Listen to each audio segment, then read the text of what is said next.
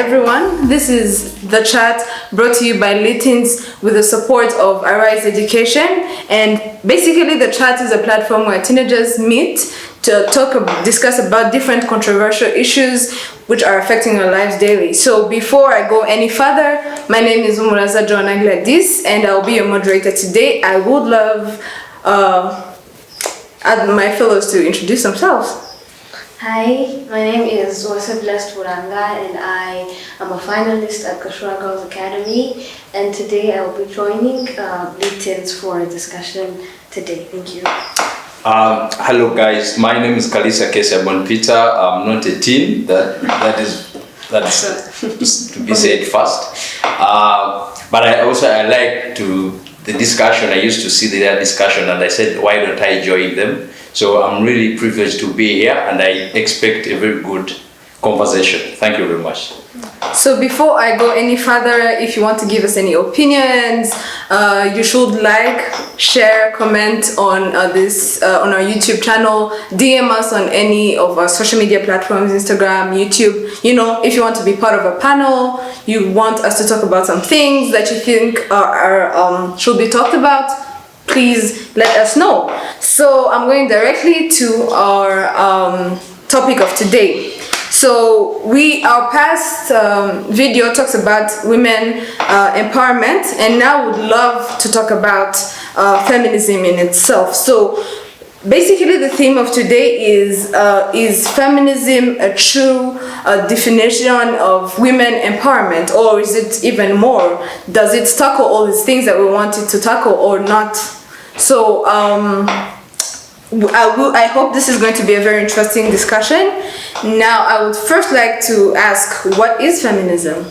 Peter, what is feminism? Feminism, I'm going to give my view or my opinion, like according to me, the way I defined it. I defined feminism as a way of women to exercise their ability, getting a platform to exercise that ability, but also that ability to use it to show that they can, not sidelining the other sex. Okay. So meaning that feminism should be like something which should the women or the girl child use it to ensure their ability, their capability and the capacity, but not sidelining the other sex, the male sex with the male sex. Okay. Yeah, that is according to me. All right, so in your definition, you keep on repeating on sidelining the other gender. Yes. So I would like to ask you, do you think feminism actually sidelines the other gender? See, no. The actual feminism is not supposed to sideline the other gender. Yeah. But when there's introduction of an idea or a theory like feminism, of course there will be a lot of confusion and ignorance around it.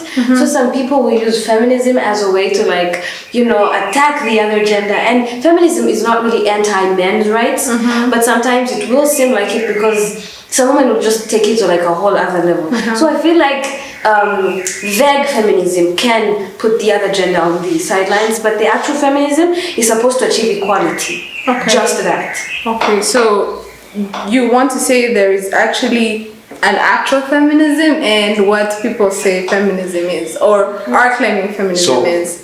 For me, so on that, what she has said, that now where do we draw the line?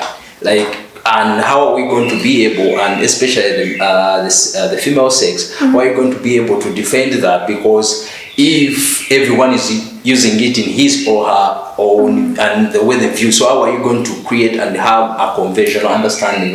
People, they say that this is feminism, and prevent it or defend it from someone or other people who are going to use it for their own benefit, maybe they put their emotions and kind of thing. How are we going to help to bring that? Okay, so before we draw a line between what feminism should be and what feminism is actually, representing in this society today,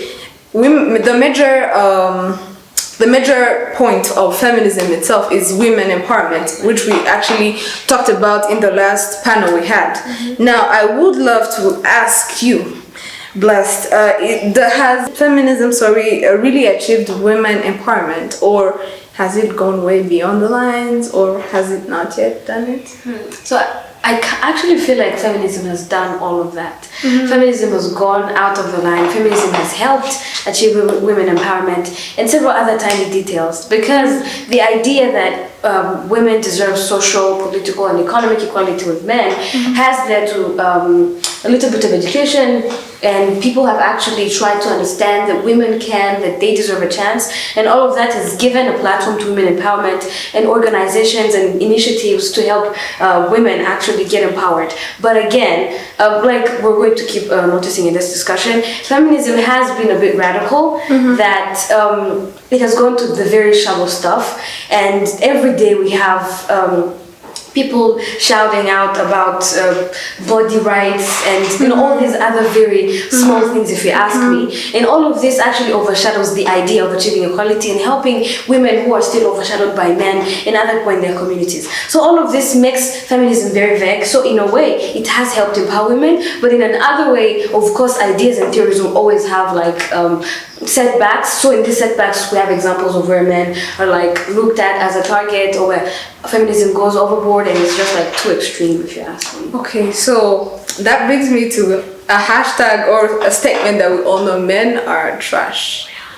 That is something we have to talk about. That's something feminists always go about. What do you think about that as a man? First of all, when someone says men are trash, I may laugh, because sometimes she may not understand that. Because what I'm seeing is that if that conversation or if that narrative continues, what kind of society are we building? Because now, if a child listens to like his sister or her sister saying that men are trash, what kind of a message are you trying to send to that young girl or your young sister when he's listening?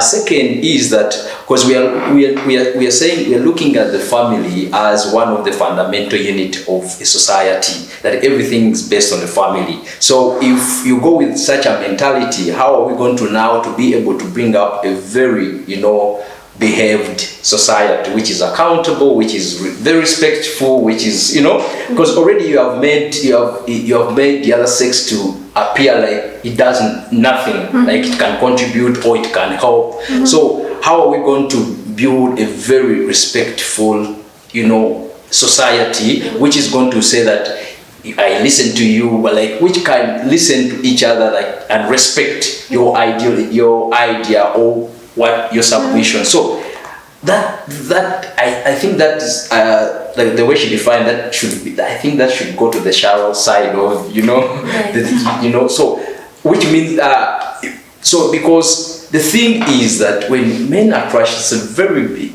trash itself. It's a very big word. I'm sorry, but it's so heavy. So which means that the men will now fight back. So that's when now men will think that, okay, this guy also these people are bringing fight to us. Let us fight back, and we may drill down the achievements of women empowerment. Those achievements which you have already registered, they may be slided back, because the men will be now saying that if we give them another opportunity, this is where we are heading.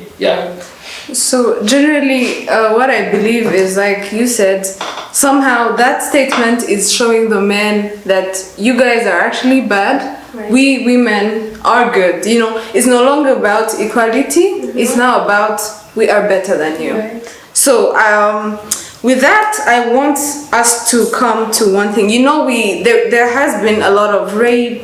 Girls have gone through a lot. Rape, sexual assault, and all these things.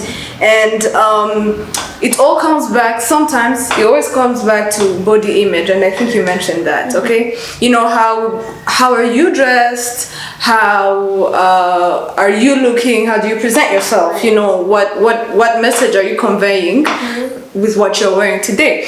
So when you talk about that, some people say it's anti-feminist. And what do you think about it? Is it anti-feminist? Is it true? Should one get raped because... No, there's simply no justification for rape. There's no if your clothes are short or not, if the society thinks they are fitting or not, there's no justification for rape. I do think though that people are raised in different societies, so when you dress in a certain way in a random community, you're going to be perceived as immoral or something. But all of that is something that should not go to the level of being raped simply because you're wearing something that's too explosive. Because I feel like we have lived in times where people were more undressed than they are today. And then lived in an era where people had very many clothes, and now we're kind of going back. But still, I feel like rape should not be justified by the fact that a woman is wearing something or not. It's something that men and women should be educated about. You should not justify that a man raped you because you were underdressed, and a man should not justify the idea that they raped you because you were tempting them, because everybody needs to control themselves regardless of whatever is in Okay, so we're going to the dressing and all these things, but it all takes us back to the culture, and culture is both dressing and I would also like to tackle, family roles in the family, girls and boys. Now, what do you think about that? What do you think about where the intersection of feminism and culture? Yes, feminism and culture. But before I go to that, I think I should also go back to what my partner said. I think there's no justification for rape. I think everyone should respect that. Does not mean that the way she has dressed, that it's a direct call for me to go and approach her. But which means that we should respect someone's privacy, and we should give.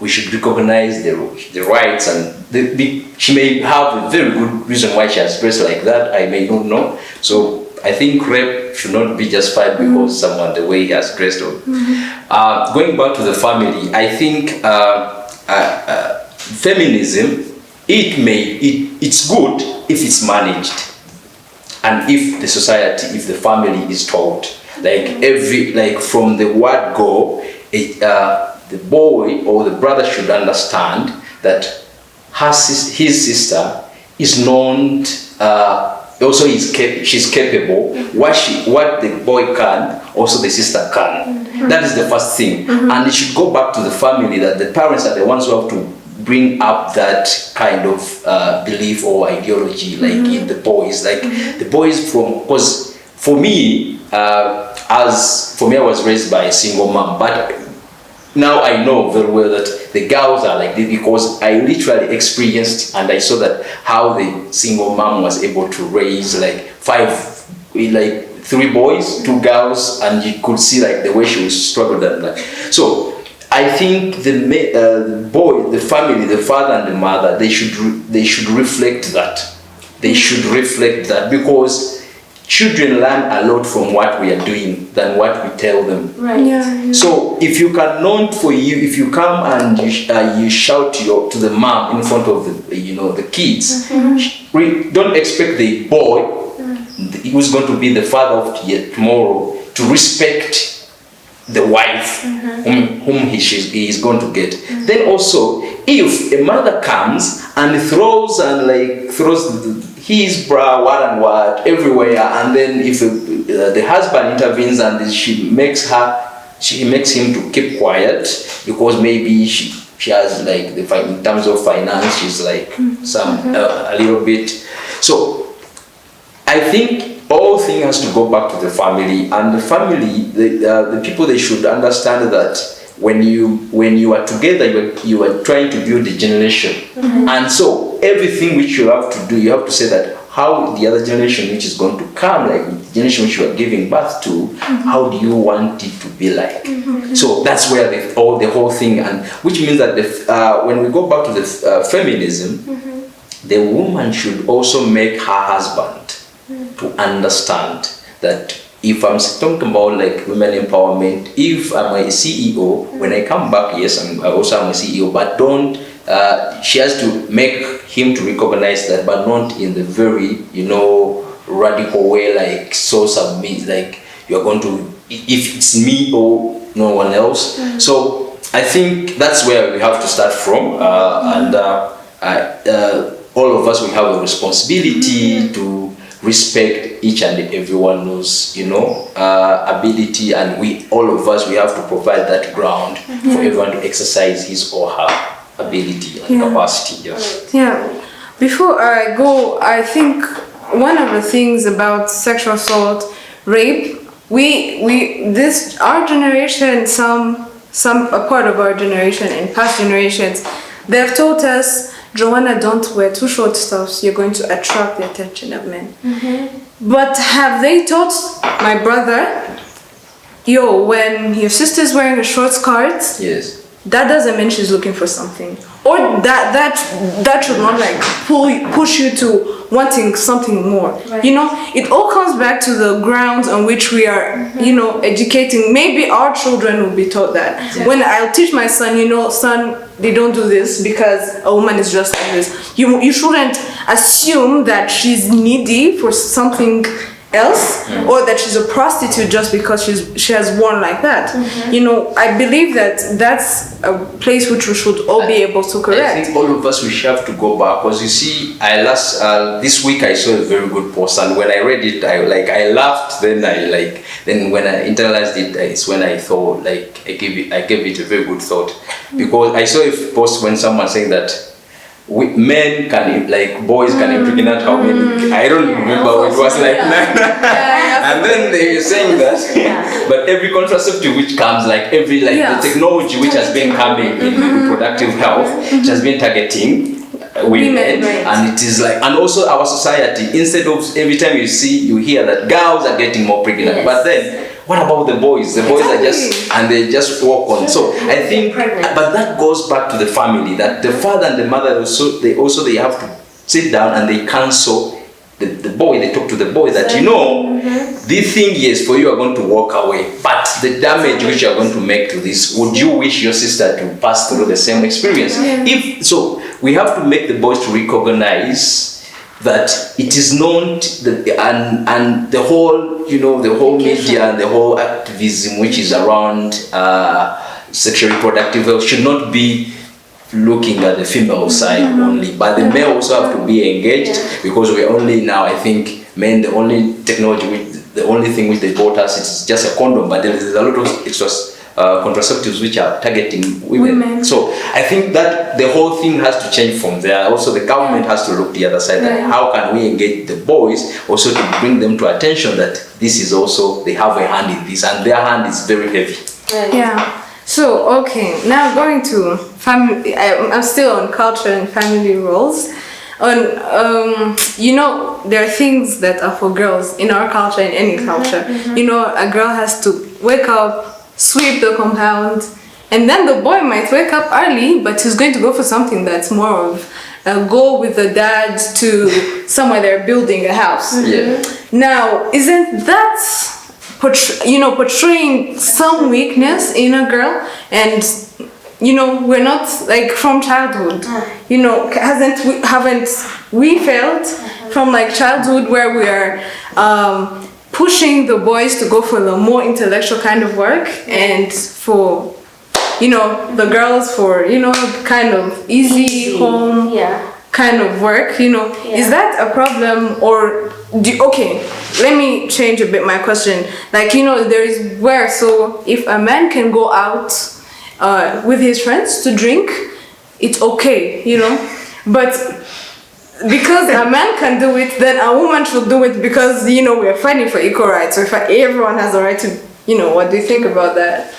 See, I really think that of course that is wrong. It's flat out wrong. Why though? Yes, so this is gonna be, I hope it's not so long.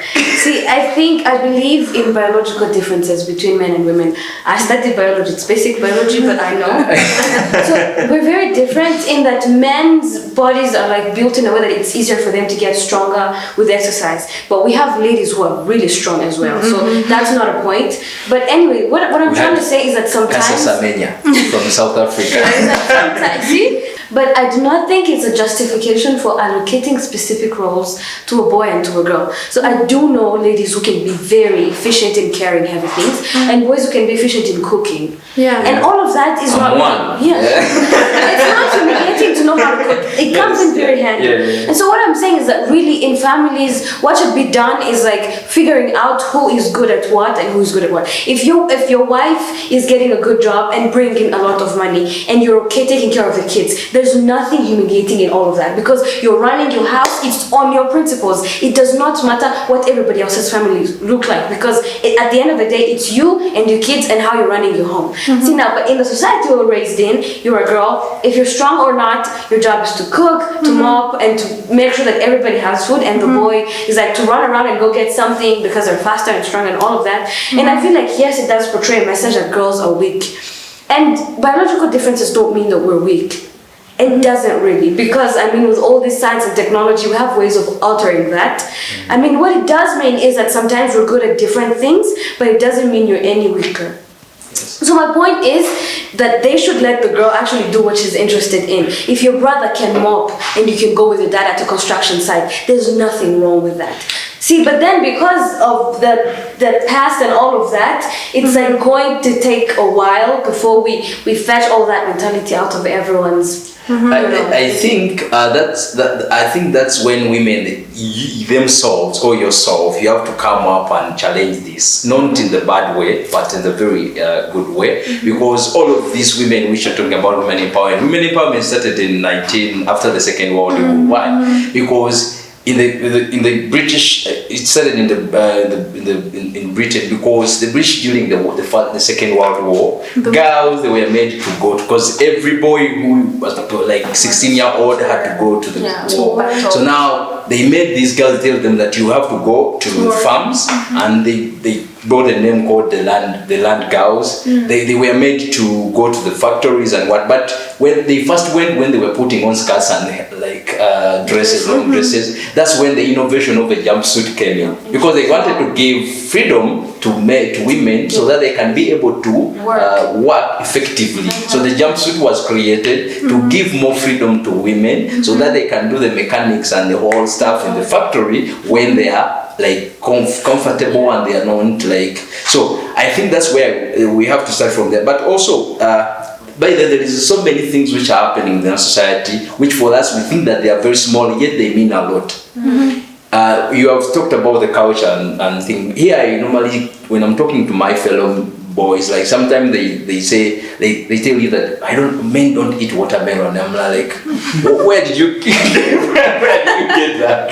That, you know, that men cannot eat porridge. And you were like, what? Where are you getting all of that? But that thing, which means that those things, they show you a lot what's happening. Like there are some of the reflection that there is some of the things men, for them, they think that it's for men, and these are for women. So, and that's where the discussion has to start from. That the mother, the father, they should be able to make these the brother and the sister to share some tasks at home, so that also the brother can get sense of responsibility. Because that's why you find that at home you may find that a boy, when he grows up and becomes a father, it would be very hard for him to do some of the things. Yet it would be very easy if he was introduced to when he was like at the earlier stage. So basically what we are saying today is that everything should start from the family, that how we raise our kids is who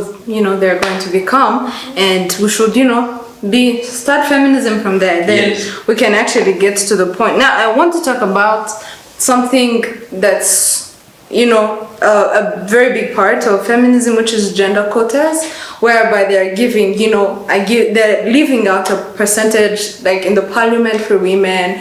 They're, girls are accepted at, talking about Rwanda, 30% in leadership. 30, and even like when you're, pass marks for girls are lower. So somehow this is helping the girl child, to rise up. The other, is also kind of showing that these guys, they need help. that we are weak and we need the government to stand for us and say, you know, these girls have to be there no matter what, even if, you know. So what do you think about gender quotas?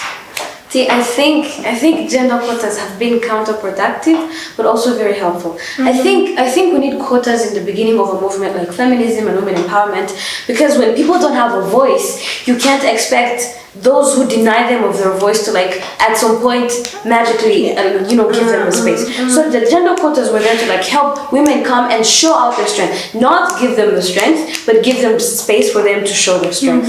But then again, when we continue doing this in workplaces and classes, it actually does portray that we're a bit dumber and that we need lower customers to, like, See, and this was helpful in the beginning because then a lot of girls got into good schools and opportunities, but yet again it does portray the message to the other gender and everybody else out there that we need help to get to a certain place, and we did need help. But as far as we've gotten, I feel like we're on a good start. In some countries though, that gender quotas might be turning out to be counterproductive. But in places where feminism and women empowerment is starting, gender quotas are definitely the way to go. I think yes, and the gender quotas have to be there. That is, they have to continue like for the next like 15 years or 10 years because remember, we girls, the girl child did not have anyone to look up to.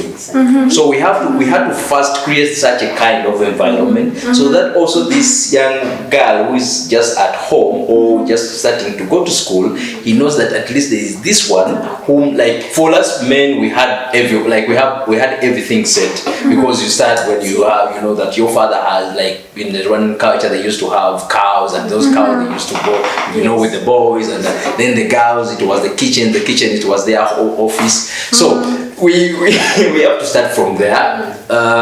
The gender quotas have to remain there for the time period, but also they have to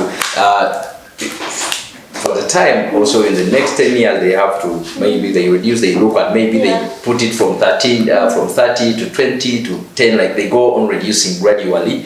But with that said, but also the women, they should also stand for the good cause. It has to come back to you people who are being given the freedom, because if I give you a stick when we're in the race and for you to drop it, so how do you expect me to pick it again and I come and I hand it to you back? So you have to just the girls have to remember, or women have to remember, that they are still in the race. They have not yet finished. They have not yet reached the finishing line. So which means that they need to keep moving. They have to keep going forward, because all the things which we are talking about here, women empowerment, nothing came on a free ticket.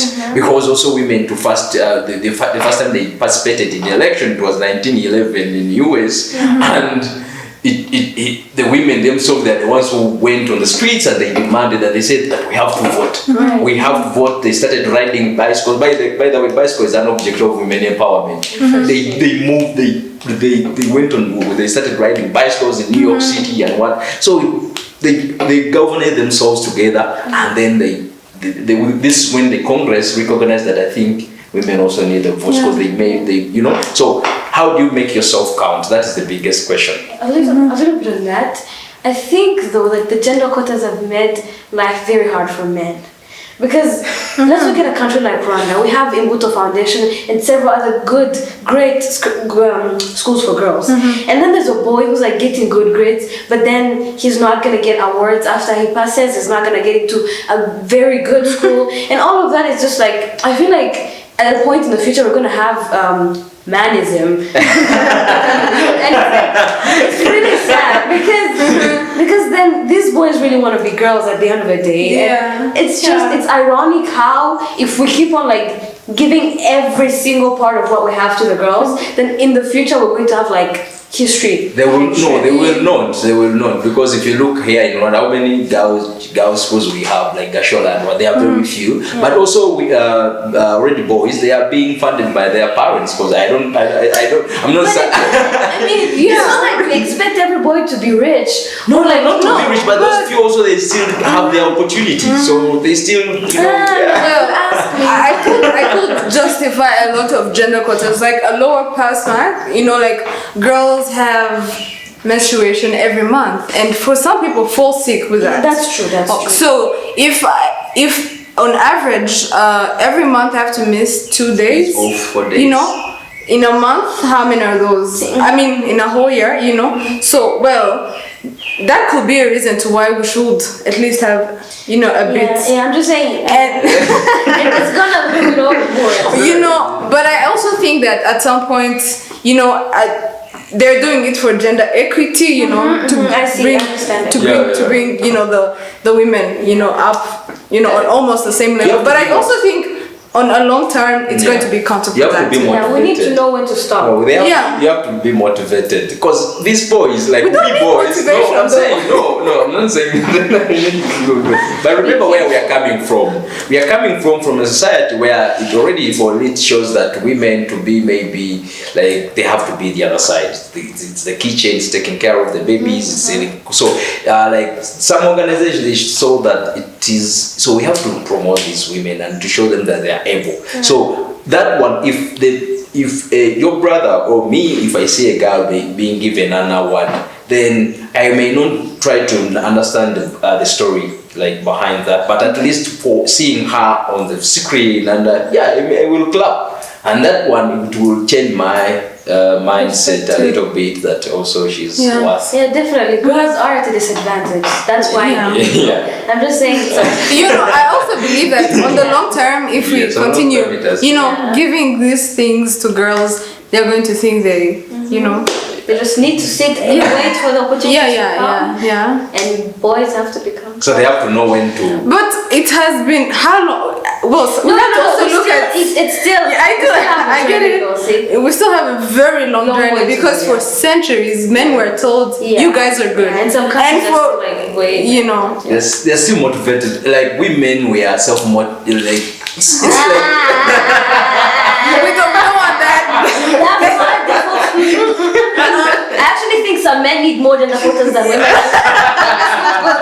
Let's go. Right? Let's go. Right? So either way, honestly, we should have, you know, I believe that, I don't know, okay, when do you think is the time, the good time to stop these gender quotas? Oh, not soon. See, because different countries have gotten to different places, and this is because of like when we achieved civilization and all of that. But And we then need countries also to the be in this religion. together. Yes, because of our relations and all of this, we need to be in this together. And countries like Rwanda that are highly involved in like promoting women and women empowerment are going to like at some point.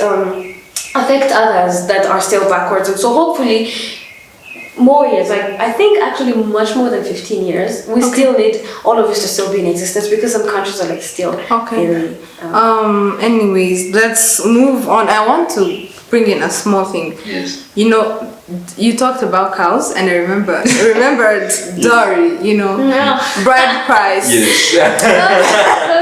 be The careful. bride Oh, okay. So this is our culture, you know, when you know, in some cultures it's the woman who pays the like in India. Yeah. But but then like now in Rwanda, you know the man has to bring cows, Yes. and these days it's money. I heard, Yeah, and money. you know that's kind of like you're paying for your wife, and this is actually a very critical point because when you get home and the man, you know, brings in this violence, you know, all this abuse that women go through as wives, you know, he'll say, when you talk back, he'll be like, I paid bride price. What are you talking about? So what do you think? Is bride price a good thing? Is it a bad thing? You know, in the perspective of women, should we all pay bride price? It depends on how you want to define the bride price and which lens you are using to see it. But for me, bride price, I treat it as an appreciation, not a price. You know, appreciating the parents who like. But you know. But quick question. Weren't you raised? Weren't you raised? Like, Don't your parents deserve money? yeah. Can't we show Let that? him go. Let him go.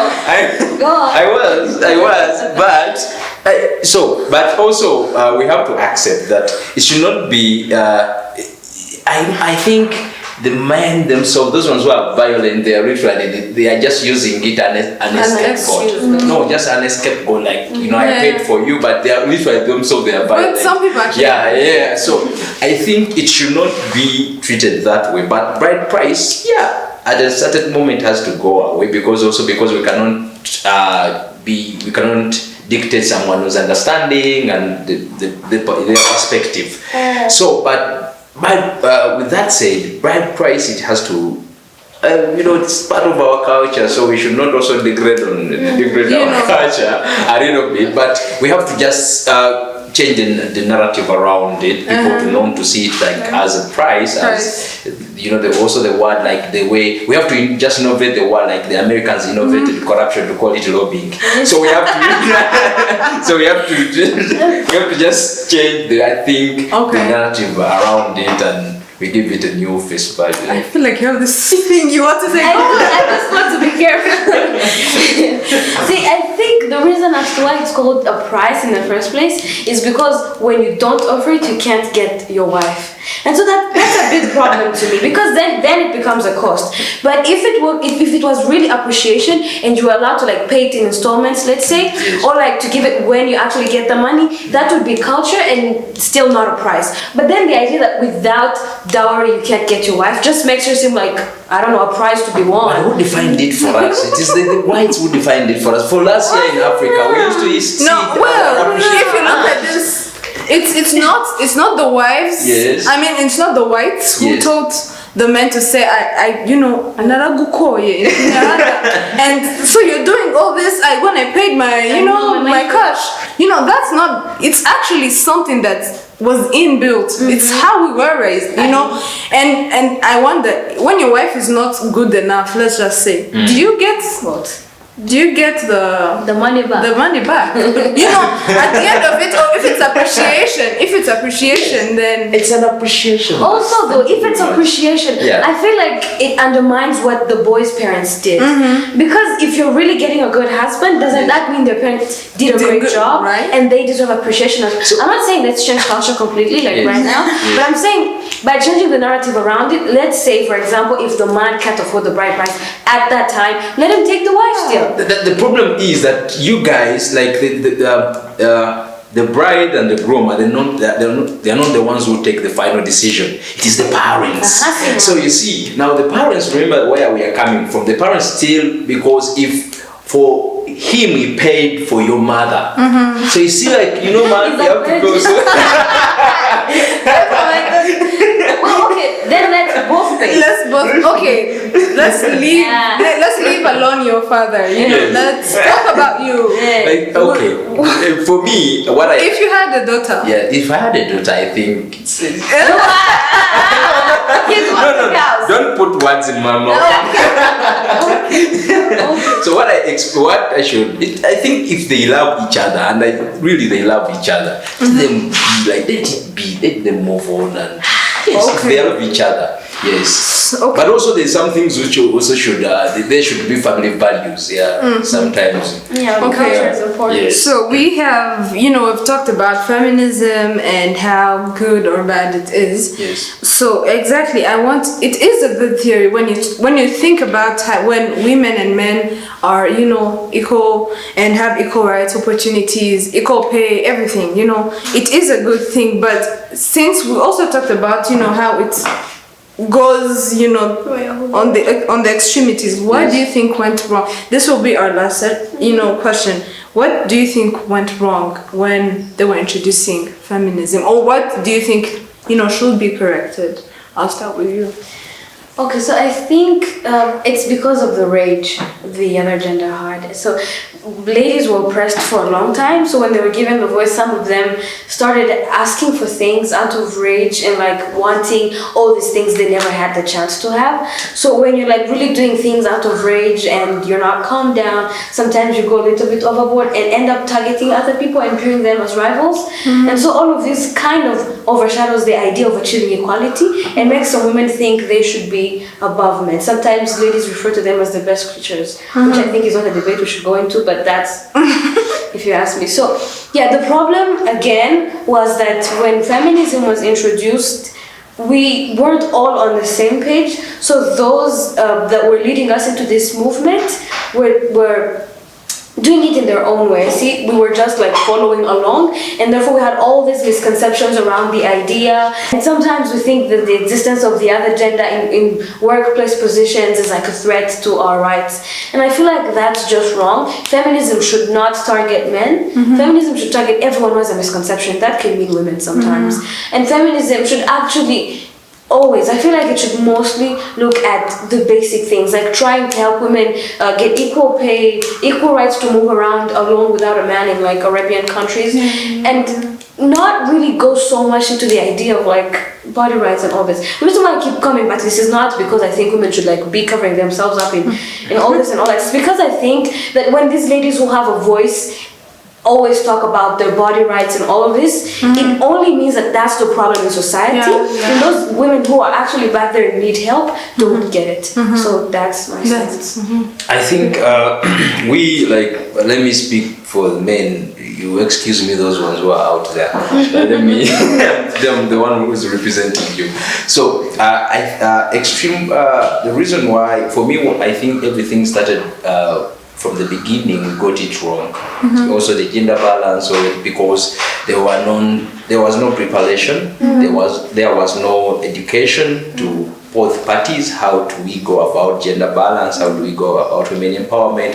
That's why you see now men also they're still skeptical with this thing of feminism, because why? They think that because they have seen their we, like me, when I was growing up, all my friends, like some father, they used to he takes you out like when you are going for a walk, but then they use that opportunity also to call you to attention of what the mother did wrong to him, like the way she threatened how his authority, yet for him he still thinks that I'm the head of the family.